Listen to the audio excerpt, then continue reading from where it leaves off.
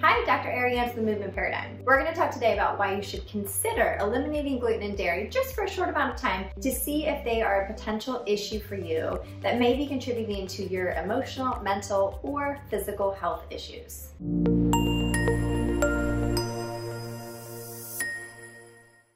I'm sure you've heard a friend or family member that said they've gone gluten-free or dairy-free and they may feel much better. Well, we don't know the answer until you eliminate it for yourself.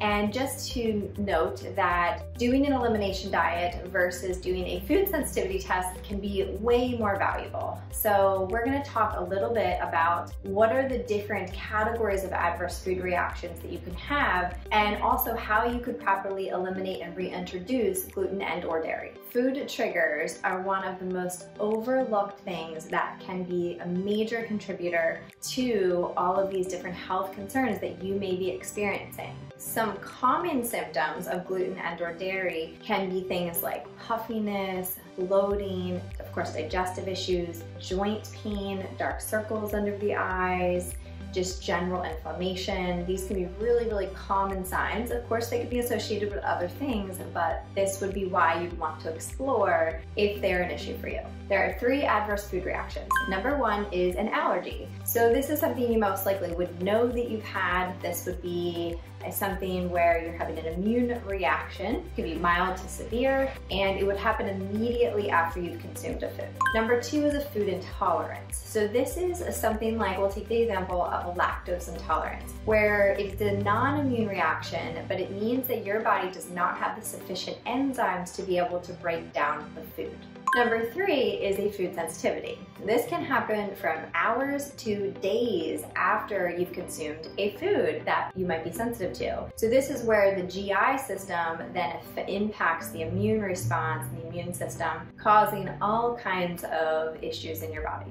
So foods stay in your system for different periods of time. Dairy, for example, stays in your system for approximately 2 weeks, where gluten stays in your system for approximately 3 weeks. So the best way to do a modified elimination diet of gluten and dairy is to eliminate them both for 3 full weeks. So that means not a bite of bread or a beer or creamer in the coffee. That means 0 of each of those foods for the entire 3 weeks. And then you will begin the reintroduction process, which is the most important part. This is the part that most people forget, and it should be very intentional and it should be very structured. So you would start with introducing 1 food at a time.